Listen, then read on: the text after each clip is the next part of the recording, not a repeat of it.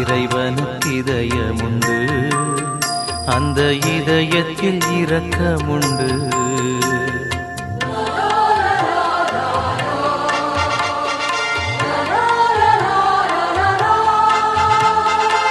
இறைவனுக்கு இதயமுண்டு, அந்த இதயத்தில் இரக்கமுண்டு.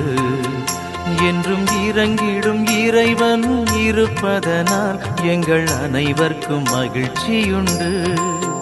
என்றும் இறங்கிடும் இறைவன் இருப்பதனால் எங்கள் அனைவருக்கும் மகிழ்ச்சியுண்டு.